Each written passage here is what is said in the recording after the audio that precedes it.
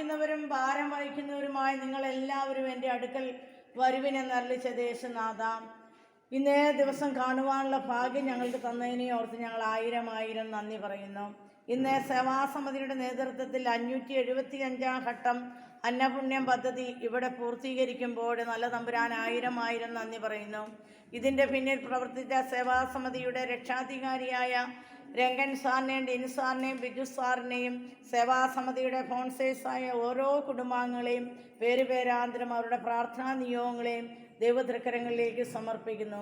ഇനിയും സേവാസമിതിക്ക് ധാരാളം ഫോൺസേഴ്സിനെ നൽകി ത്യാഗം ചെയ്യുവാനും ബുദ്ധിമുട്ടുവാനും ഒക്കെയുള്ള വലിയ മനസ്സുള്ള ധാരാളം പ്രവർത്തകരെ നൽകി സേവാസമിതിയെ അനുഗ്രഹിക്കണമേ എന്ന് പ്രാർത്ഥിക്കുന്നു. ഞങ്ങളെപ്പോലെ അനേകം സ്ഥാപനങ്ങളെ സഹായിക്കുവാനും അനേകം മക്കളുടെ വിശപ്പടക്കുവാനും ഒക്കെയുള്ള വലിയ കൃപ സേവാസമിതിയുടെ പ്രവർത്തകർക്ക് അങ്ങ് നൽകിയിട്ടുണ്ട്. ഇനിയും ധാരാളം പ്രവർത്തകരെ ലഭിക്കുന്നതിനും ധാരാളം ഫോൺസേഴ്സിനെ ലഭിക്കുന്നതിനും സേവാസമിതിക്ക് വാതിലുകൾ തുറക്കണമേ എന്ന് പ്രാർത്ഥിക്കുന്നു.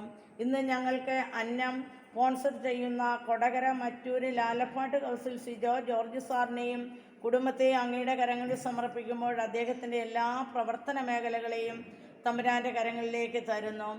ഭയപ്പെടേണ്ട, ഞാൻ നിന്നോടുകൂടെയുണ്ട്. സംഭ്രമിക്കേണ്ട, ഞാനാണ് നിൻ്റെ ദൈവം.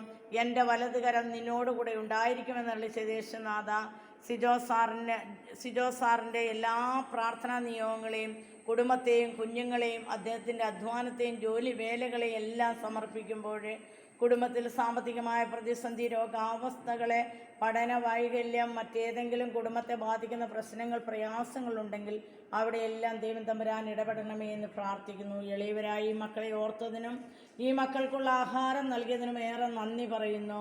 ഈ മക്കൾക്കൊരു ഗ്ലാസ് വെള്ളം കൊടുക്കുമ്പോൾ പോലും ദൈവാനുഗ്രഹം കൊണ്ട് ഭവനവും വ്യക്തി ജീവിതവും എല്ലാം നിറയുമെന്ന് ഞങ്ങൾക്കറിയാം. നല്ല തമ്പുരാനെ, സിജോ സാറിൻ്റെ എല്ലാ പ്രാർത്ഥനാ നിയോഗങ്ങളെയും ദൈവത്തിൻ്റെ കരങ്ങളിൽ സമർപ്പിക്കുന്നു. ദൈവയോടെ പ്രാർത്ഥന കേൾക്കണമേ.